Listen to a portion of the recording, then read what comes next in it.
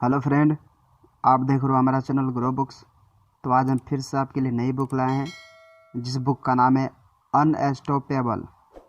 इसका मतलब Maria Sharapova की अब तक की ज़िंदगी। इनका लेखक का नाम है मारिया शारापोवा। तो चलिए बुक को आपको दो लफ्ज़ों में बताते हैं। अनस्टॉपेबल दुनिया की सबसे महान कही जाने वाली टेनिस खिलाड़ी मारिया शारापोवा की आत्मकथा है। इस किताब में हम देखेंगे कि किस तरह से शारापोवा रूस के एक गरीब घर से निकलकर अपने पिता के साथ अमेरिका आई और किस तरह उन्होंने दुनिया पर अपनी एक छाप छोड़ी। यह किसके लिए है? वे जो मारिया शारापोवा के बारे में जानना चाहते हैं, वे जो टेनिस में दिलचस्पी रखते हैं, वे जो एक खिलाड़ी हैं या बनना चाहते हैं। अध्याय नंबर 1। यह सबक आपको क्यों पढ़नी चाहिए? दुनिया में बहुत से महान लोग पैदा हुए, ज़िंदगी में असंभव से दिखने वाले हालातों से लड़ाई की और सबसे ऊपर पहुँचे। हर एक व्यक्ति की कहानी अपने आप में बहुत शानदार है। इन लोगों ने दुनिया को अपने काम से प्रेरित किया कि ज़िंदगी चाहे कितनी भी मुश्किल हो, हम इसे बेहतर बनाने के लिए हमेशा कुछ ना कुछ कर सकते हैं। यह किताब एक ऐसे ही व्यक्ति की आत्मकथा है। मारिया शारापोवा की इस कहानी में हम देखेंगे कि किस तरह से वे दुनिया के नंबर 1 खिलाड़ी बनी। यह किताब हमें उनकी ज़िंदगी के हर उस पहलू के बारे में बताती है जिसने इस महान पद को हासिल करने में उनकी मदद की। इसे पढ़कर आप सीखेंगे मारिया शारापोवा ने किस तरह से अपनी करियर की शुरुआत की, उन्होंने किस तरह तरह की समस्याओं को अपने पिता की मदद से पार किया, उन्हें क्यों टेनिस से बैन कर दिया गया था। अध्याय नंबर 2। मारिया शारापोवा बचपन से ही टेनिस खेलने लगी थी। मारिया शारापोवा का जन्म 19 अप्रैल 1987 को साइबेरिया के न्यायगन नाम के एक शहर में हुआ था। वैसे तो वो रसिया की रहने वाली थी, लेकिन जब 1986 में वहाँ पर चेर्नोबिल न्यूक्लियर अटैक हुआ तो उनका परिवार साइबेरिया चला गया। लेकिन कुछ समय के बाद वे ब्लैक सी के किनारे एक घर में रहने के लिए चले गए। वे अब सोची शहर में रहने लगे। एक दिन शारापोवा के भाई ने उन्हें मजाक में एक टेनिस रैकेट दे दिया और उनके पिता उन्हें अपने साथ एक टेनिस कोर्ट में ले आए। उनके पिता का नाम यूरी था। जब 4 साल की शारापोवा के पिता अपने टेनिस की प्रैक्टिस कर रहे थे तो शारापोवा ने भी अपनी रैकेट उठा लिया और दीवार पर बॉल मारकर खेलने लगे। यह वो वक्त था जब उनके पिता ने पहली बार उनकी काबिलियत को देखा। वह उस खेल पर बहुत अच्छे से ध्यान लगा पा रही थी। उनके पिता को लगा कि शारापोवा के हुनर को निखारने के लिए उसे एक कोच की ज़रूरत पड़ेगी। इसलिए शारापोवा को 4 साल की उम्र में उनका पहला कोच मिला। बचपन में शारापोवा टेनिस खेलने के अलावा अपने दोस्तों के साथ बहुत वक्त बिताया करती थी। वे अपनी माँ येलेना के साथ कहानियाँ लिखा और पढ़ा करते थे। उनकी माँ उन्हें रसिया के अक्षर पढ़ना और लिखना सिखाया करती थी और इसके अलावा वे उन्हें अलग अलग तरह की कविताएं भी पढ़ने के लिए कहती थी। कुछ वक्त के बाद शारापोवा अपना पूरा ध्यान टेनिस को देने लगी। उनके पिता अब उन्हें टूर्नामेंट खेलने के लिए भेजा करते थे, लेकिन इसके अलावा उन्हें घर से बाहर निकलने की आज़ादी नहीं थी। वे अक्सर अपने घर से ही सारे बच्चों को बाहर खेलते हुए देखा करती थी। अध्याय नंबर 3। शारापोवा के परिवार को यह एहसास हुआ कि उन्हें उनका हुनर निखारने के लिए अमेरिका जाना होगा। शारापोवा प्राकृतिक रूप से टेनिस खेलने के लिए ही पैदा हुई थी।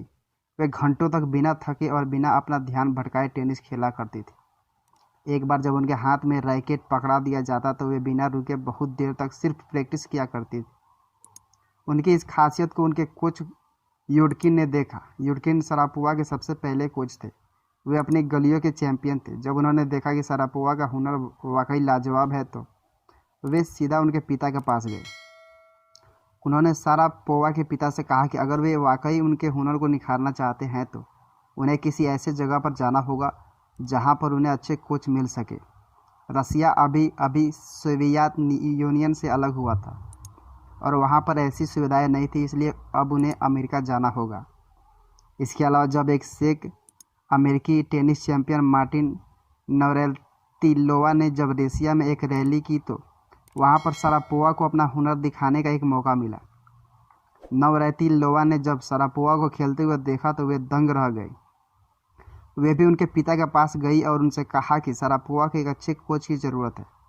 शरापोवा के पिता ने तुरंत अपनी ज़िंदगी के सारे प्लान बदल दिए। अब अगर उन्हें किसी चीज़ के लिए जीना था तो वो था शरापोवा का भविष्य बनाना। उन्होंने फैसला किया कि अब वे उन्हें किसी भी हाल में अमेरिका लेकर जाएंगे। अध्याय नंबर 4। अमेरिका पहुंच पर यूरी और शरापोवा को बहुत परेशानियां उठानी पड़ी। यूरी अब पूरे मन से शरापोवा के एक अच्छा कोच दिलवाने के लिए काम कर रहे थे। वे चाहते थे कि शरापोवा को रशियन टेनिस फेडरेशन की जूनियर टीम में दाखिल मिल जाए। उस समय यह टीम फ्लोरिडा के रिक मस्सी टेनिस अकेडमी में एक टूर्नामेंट की प्रैक्टिस कर रही थी। रशियन टेनिस फेडरेशन ने उन बच्चों को दाखिला मिलता था जो 12 साल या उससे ज़्यादा के होते थे। शरापोवा अभी 6 साल की ही थी और उनके पिता जानते थे कि उन्हें आसानी से वहां पर दाखिला नहीं मिलेगा। लेकिन फिर भी उन्होंने उनके कोच को एक चिट्ठी लिखी। उसमें उन्होंने लिखा कि किस तरह से नवरैतिलोवा और युडकिन ने कहा कि शरापोवा को अगर अच्छा कोच मिल जाए तो वे बहुत ऊपर तक जा सकती है। हैरानी की बात यह थी कि यूरी के पास कोच का जवाब आया और उसने कहा कि वे उनके यहाँ फ्लोरिडा में आकर प्रैक्टिस कर सकते हैं। अब एक समस्या ख़त्म हो चुकी थी और दूसरी समस्या पैदा हो गई। उन दिनों रसिया से अमेरिका के लिए जा पाना लगभग नामुमकिन था। लेकिन यूरी किसी तरह से मॉस्को में अमेरिकन एम्बेसी गए और वहाँ से उन्होंने 2 वीज़ा बनवाए जो कि 3 साल के थे। अब वे शरापोवा की माँ येलेना को छोड़कर अमेरिका के लिए रवाना हुए। उसके बाद वे दोनों मियामी में उतरे। लेकिन जब वे बोका रेटन में उस टीम के पास पहुंचे तो उन्होंने देखा कि कोच वहां पर नहीं थे। उन्होंने बाकी सबको समझाने की कोशिश की लेकिन किसी ने उनकी कहानी पर भरोसा नहीं किया। वे लोग इस बात पर यकीन नहीं कर रहे थे कि एक रशियन सिर्फ $700 के साथ अमेरिका आया है और वह भी अपनी बेटी का हुनर साबित करने के लिए। लेकिन वहां पर शरापोवा को अपना हुनर साबित करने का मौका दिया गया। उसका हुनर देखने के बाद वहां के लोगों ने कहा कि जब तक वहां का मालिक रिक मस्सी नहीं आ जाता तब तक वे वहां पर रह सकते हैं और उसके बाद वे फैसला करेंगे कि शरापोवा को टीम में लेंगे या नहीं। लेकिन यूरी अब बहुत सुन चुके थे। उन्होंने मना कर दिया कि वे अपनी बेटी को ब्रेडेटन फ्लोरिडा में ले आए जहां पर फेमस कोच निक बोलेटेरी अपनी बोलेटेरी टेनिस अकेडमी चलाते थे। अध्याय नंबर 5। शरापोवा ने बहुत जल्द अपने आप को नए माहौल में ढाल लिया। अमेरिका की ज़िंदगी बहुत मुश्किल थी। यूरी को वहाँ की भाषा नहीं आती थी जिसे वो सीखने की पूरी कोशिश कर रहा था। इसके अलावा शरापोवा के लिए टेनिस के बारे में हर तरह की जानकारी इकट्ठा कर रहा था ताकि वो उसे आगे के लिए गाइड कर सके। यूरी रोज़ सुबह 5 बजे उठकर अपनी बेटी को अकेडमी लेकर जाता था जहाँ पर वो सारा दिन प्रैक्टिस किया करती थी। इसके बाद वो कभी भी जाकर छोटा मोटा काम किया करता था ताकि वो उसका पेट भर सके और रहने के लिए किराया चुका सके। यूरी का एक ही मकसद था, अपनी बेटी को दुनिया के सबसे महान टेनिस चैंपियन बनाना। दूसरी तरफ शरापोवा कम उम्र की होने की वजह से दूसरों से लंबाई के मामले में बहुत छोटी थी। उन्हें एक अलग तरह का रैकेट इस्तेमाल करना पड़ता था जो कि उनके कोच ने उनके लिए ला कर दिया था। उनके कोच के शरापोवा के मुफ्त के खाने और मुफ्त में प्रैक्टिस करने का इंतज़ाम कर दिया था। शरापोवा के ऊपर जितनी भी मेहनत की जा रही थी वह सब कुछ समय के बाद रंग लाने लगे। शरापोवा पहले से बेहतर बनने लगे। वो किसी से दोस्ती नहीं करते थे क्योंकि वे हर किसी को अपने प्रतिद्वंदी की तरह देखते थे। कुछ साल के बाद उनके एक कोच थॉमस हॉगस्टेड ने दूसरे खिलाड़ियों से कहा कि वे मैच से पहले या मैच के दौरान शरापोवा की आंखों में ना देखें। उनकी आंखों में टेनिस को लेकर जो जुनून था उससे हर कोई डर जाता था। वहां पर जाने के बाद शरापोवा की काबिलियत बहुत तेज़ी से बढ़ने लगी। उनके ध्यान लगाने की काबिलियत और ज़्यादा हो चुकी थी। अध्याय नंबर 6। समस्याओं ने यूरी और शरापोवा का साथ नहीं छोड़ा। शरापोवा जिस अकेडमी में टेनिस की प्रैक्टिस किया करती थी वहाँ पर अमीर लोगों के बेटे टेनिस खेलने आया करते थे। हर कोई यह देखकर हैरान था कि रसिया की यह छोटी सी लड़की किस तरह से उनके बच्चों को हरा रही है। इसलिए बहुत जल्दी ही उन्हें बोलेटेरी की अकेडमी से निकाल दिया गया। इसके बाद शरापोवा ने सिकोउ बंगोडरा के यहाँ ट्रेनिंग शुरू की। बंगूरा भी एक टेनिस चैंपियन था जिसने काफ़ी समय तक बोलेटेरी के साथ काम किया था। कुछ समय के बाद उसने अपनी खुद की एकेडमी शुरू कर दी, लेकिन इस नई एकेडमी में शरापोवा का मुफ्त में ट्रेनिंग और मुफ्त में खाना नहीं मिलता था। यूरी के पास इतने पैसे नहीं थे कि वो शरापोवा की फीस भर सके, इसलिए वो भी एक कोच की तरह बंगुरा के यहाँ काम करने लगे। लेकिन बंगुरा चाहता था कि वो शरापोवा को अपने हिसाब से काबू कर सके, इसलिए उसने यूरी को काम से निकाल दिया। इसके बाद यूरी को फिर से वो छोटे मोटे काम करने पड़े, जिससे वो फीस नहीं भर पा रहा था। मजदूरी करके एक दिन उसके कमर में चोट आ गई और वो कई हफ्तों तक काम पर ना जा सका। उनके मकान मालकिन ने किराए के लिए उन्हें घर से निकाल दिया। इस बीच बंगुरा ने मौके का फ़ायदा उठाना चाहा। उसने यूरी से कहा कि या तो वो शरापोवा के फीस भरे या फिर वो एक कॉन्ट्रैक्ट साइन करे, जिसमें वो उसे यह अधिकार दे कि वो शरापोवा को अपनी देख रेख में रख सके। यूरी ने साइन नहीं किया और इसके बाद उन्हें सड़कों पर आ जाना पड़ा। अध्याय नंबर 7। समय के साथ हालात फिर से अच्छे होने लगे। यूरी के कुछ दिन अस्पताल में जाने की वजह से उन्हें घर से भी निकाल दिया गया था और साथ ही शरापोवा को टेनिस एकेडमी से निकाल दिया गया था। लेकिन इसके बाद यूरी अपने जक दोस्त बॉब केन के पास रहने के लिए चला गया। वे वहाँ पर 1 साल तक रहे। वे उनके साथ खाना खाते थे और शरापोवा उनका टेनिस यार्ड इस्तेमाल किया करती थी। इस बीच बंगुरा से आज़ाद होने के बाद शरापोवा बहुत अच्छा महसूस कर रही थी। वे पूरे हफ्ते प्रैक्टिस किया करती थी और संडे के दिन भी प्रैक्टिस करती थी। इसका नतीजा यह हुआ कि वे ज़्यादा टूर्नामेंट जीतने लगी और अमेरिका के टॉप खिलाड़ियों में उनका नाम आने लगा। दूसरी तरफ बंगुरा शरापोवा का इस्तेमाल करके अपनी एकेडमी का एडवर्टाइजमेंट कर रहा था और जब उधर बोलेटेरी ने देखा कि शरापोवा एक के बाद एक मैच जीते जा रही थी, उसने अपनी गलती का एहसास हुआ। उसने उन लोगों को ऑफ़र दिया कि वे वापस आकर स्कॉलरशिप पर यहाँ ट्रेनिंग कर सकती है। शरापोवा उस वक्त 11 साल की थी और उन्होंने इस ऑफ़र को अपना लिया। वे वहाँ पर ट्रेनिंग करने के लिए चली गई और उनके पिता केन के साथ रहने लगे। अध्याय नंबर 8। शरापोवा ने IMG और नाइक के साथ कॉन्ट्रैक्ट साइन किया। 7 साल की परेशानियों को झेलने के बाद अब वो वक्त आ गया था जिसे शरापोवा को यूरी की ज़िंदगी हमेशा के लिए बदलने वाली थी। जब शरापोवा एक के बाद एक मैच जीतने लगे तो इंटरनेशनल मैनेजमेंट ग्रुप ने उन्हें साइन किया और वे शरापोवा का साल $1,00,000 देने लगे। इसके अलावा नाइक ने भी उन्हें $50,000 पर साइन किया। इसके बाद शरापोवा को मैक्स आइसेनबर्ग और रॉबर्ट लेसड्रॉप नाम के 2 कोच मिले, जिनके साथ रहकर शरापोवा में बहुत सुधार आया। मैक्स IMG के लिए काम करते थे, जिनसे शरापोवा की अच्छी दोस्ती हो गई। इसके अलावा लेसड्रॉप ने भी शरापोवा को अच्छे से ट्रेन किया।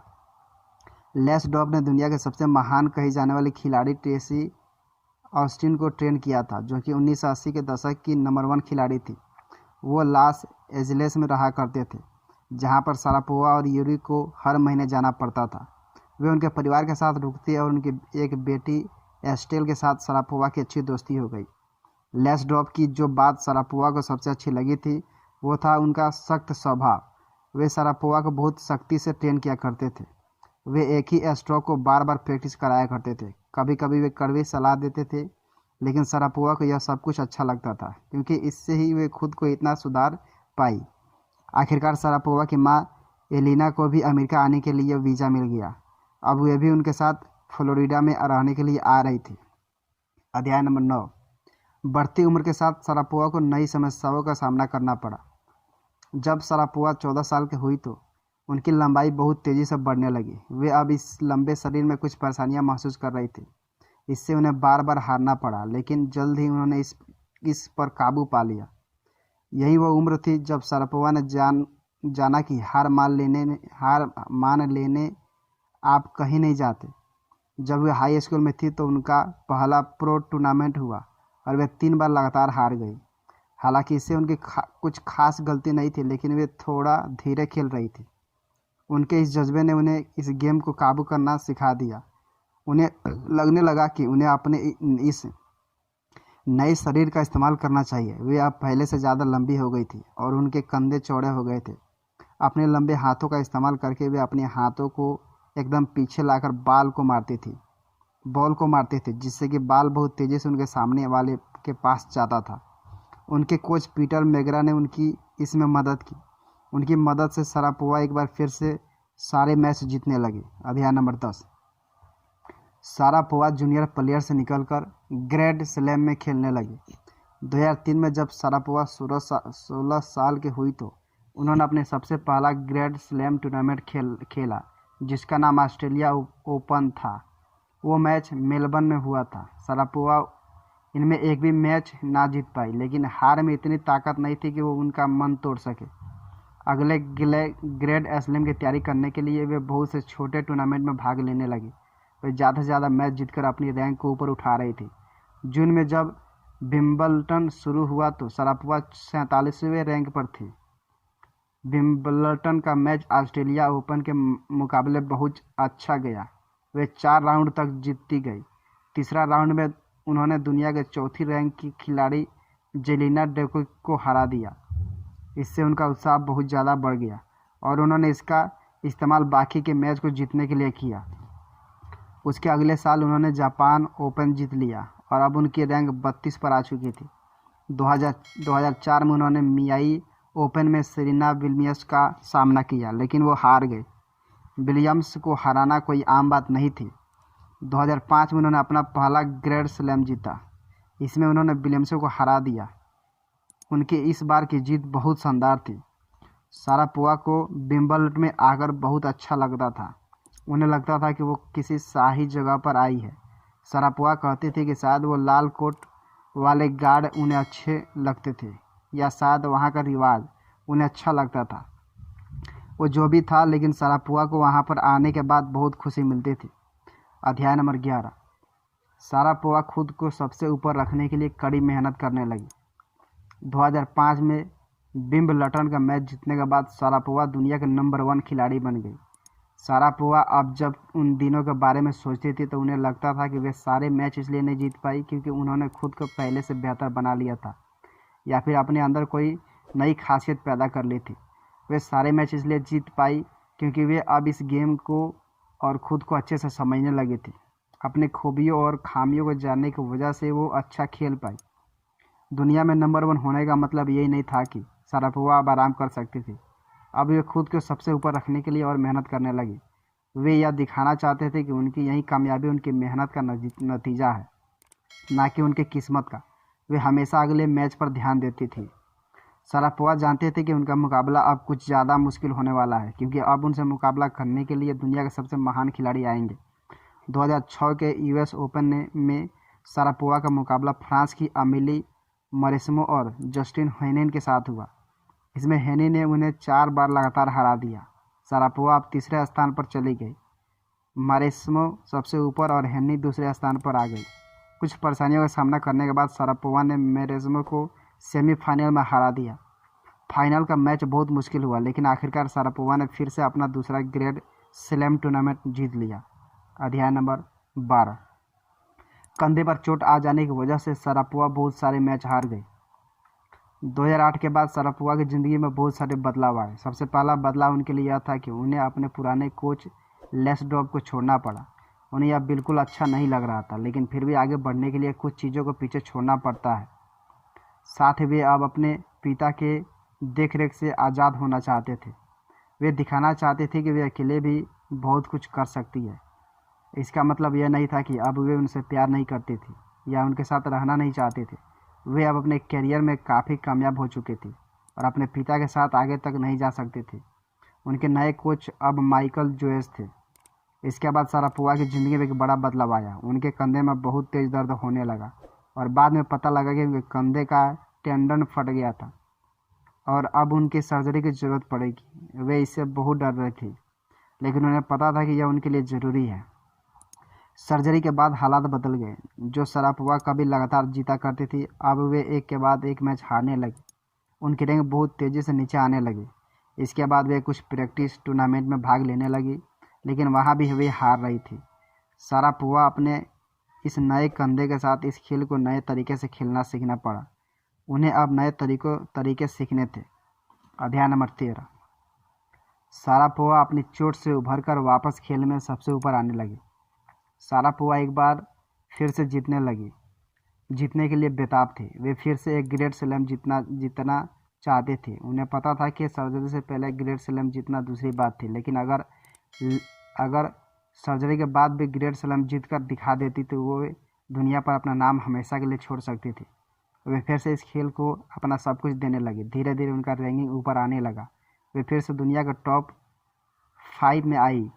2011 में विंबलडन के सेमीफाइनल और 2012 में वे ऑस्ट्रेलिया के फाइनल्स तक आ गई थी। फिर उन्होंने अपना चौथा ग्रैंड स्लैम जीता। फ्रेंच ओपन में उन्होंने फिर से बाजी मारी और दुनिया के नंबर 1 प्लेयर्स में से आ गई। 4 ग्रैंड स्लैम जीतने वाली अब तक सिर्फ 9 महिलाएं हैं, जिनमें अब शरापोवा का भी नाम था। यह वो पहला ग्रैंड स्लैम था जिसे शरापोवा ने अपने पिता के बगैर जीत कर दिखाया था। इस ग्रैंड स्लैम में उनका मुकाबला सारा ईरानी से हुआ था। पोक की इटली की खिलाड़ी थी। ईरानी बहुत अच्छी खिलाड़ी थी, लेकिन शरापोवा उस दिन उनसे ज़्यादा बेहतर साबित हुई। अपनी सर्जरी के असर से बाहर आकर शरापोवा बहुत अच्छा महसूस कर रही थी। अध्याय नंबर 14। 2016 में शरापोवा को टेनिस से बैन कर दिया गया। अब तक सब कुछ अच्छा था। शरापोवा को लग रहा था कि उन्हें अब रिटायर होकर अपना करियर ख़त्म करना चाहिए, लेकिन तभी उनके यूरिन में से एक मेल्डोनियम नाम का एक ड्रग निकला। इसके लिए उन पर केस किया गया। मेल्डोनियम को उसी साल की पहली जनवरी को बैन किया गया था। ITF ने खिलाड़ियों को इसके बारे में अच्छे से नहीं बताया था। शरापोवा को खुद भी नहीं पता था कि वे उस ड्रग को 16 साल की उम्र से लगातार ले रही थी। उन दिनों उन्हें लगातार फ्लू हो जा रहा था, जिसकी वजह से एक डॉक्टर ने मिल्ड्रोनेट नाम की एक दवाई खाने के लिए दी थी, जिसे शरापोवा कई सालों से खा रही थी। मीडिया में शरापोवा को झूठा और धोखेबाज कहा गया। लोगों को कहना था कि वे खेलने के लिए ड्रग्स का सहारा लेते थे। ITF और आर्बिट्रेशन पैनल के साथ उन पर 2 केस किए गए। कोर्ट में ITF के लोग शरापोवा को सुनने के लिए तैयार थे। उन्होंने टेनिस से शरापोवा को 2 साल के लिए बैन कर दिया, लेकिन जब आर्बिट्रेशन पैनल ने कहा कि शरापोवा ने वो ड्रग जानबूझकर नहीं लिया, इस बात पर उनकी सज़ा कम करके 15 महीने तक की कर दी गई। शरापोवा अब फिर से गेम में वापस आने के लिए बेताब थी। पहले तो वो रिटायर होना चाहते थे, लेकिन अब वे फिर से अपने खेल में वापस आना चाहते थे। वे दुनिया को एक बार फिर से अपना हुनर दिखाना चाहते थे।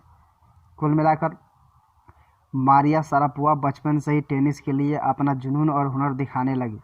उनके पिता यूरी ने उनके लिए बहुत मेहनत की। तमाम तरह की समस्याओं को झेलने के बाद शरापोवा 16 साल की उम्र में ग्रैंड स्लैम खेलने लगी। अब तक के 5 बार ग्रैंड स्लैम जीत चुकी है।